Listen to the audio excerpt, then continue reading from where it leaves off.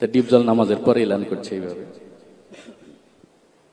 ইনশাল্লাহ ভাই বাকি নামাজের পরে মসজিদে ইমানে কিনের কথা হইব। এই মুসল্লি তোরা হক গলতে ববি, নাইলে কিন্তু সানডে মানডে কলজ করিয়া দিব কয়াডিওয়ালাছি। যাই হোক মুসল্লিরা তো ভয়ে বসে গেছে, সর্বনাশ কেটে এলান করছে। তারপরে এই কালেমার বিষয়টা দেওয়া হলো মিশা সওদাগরকে, যে আপনি একটু কালেমার বিষয়টা একটু বুঝাই বলেন।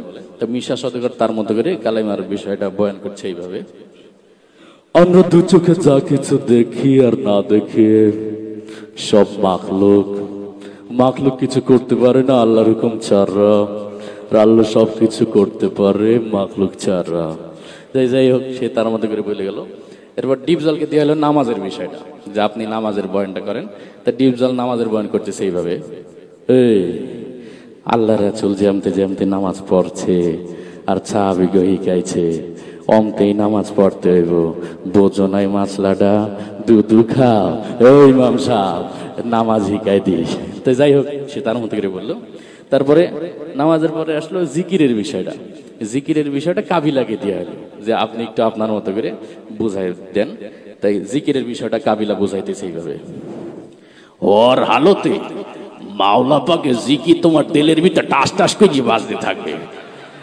জিকির হইলে যদি তুমি কবরের ভিতরে হান্দাইতে পারো তাইলে তো বাইসি গেলা, আর জিকির না হইলে কবরে হান্দাইলে ফেরেশতারা তোমার চৈত্য শিকির ভিতরে হান্দাই দিবে। যাই হোক সে তার মতো করে বললো। তারপরে ইকরামুল মুসলিম, মুসলমান পরস্পর ভালোবাসার হৃদ্যতা, তো এই বিষয়টা দেওয়া হলো নায়ক ওমর সানিকে।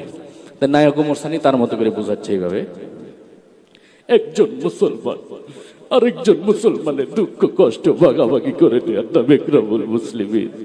চৌধুরী সাহেব আমরা গরিব হতে পারি, আপনার মতো বড়দিন নই, আমি গত মাসেও 3 চিল্লা দিয়েছি। যাই হোক সে তার মতো করে বললো।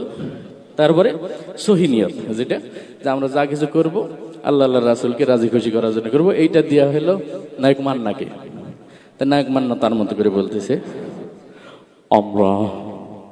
আমরা যা কিছু করব একমাত্র আল্লাহকে রাজি খুশি করার জন্য করব, পৃথিবীর কোনো মানুষকে খুশি করার জন্য করব না।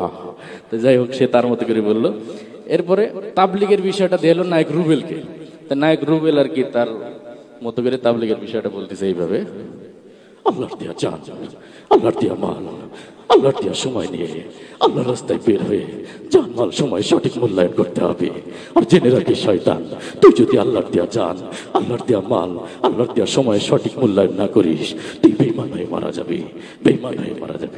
তো এটা ছিল আর কি মূল পারফরমেন্সটা। আর আমার দৃষ্টিভঙ্গি ছিল এরকম যে তারা যদি বয়ানটা করে তাহলে কেমন শোনাবে।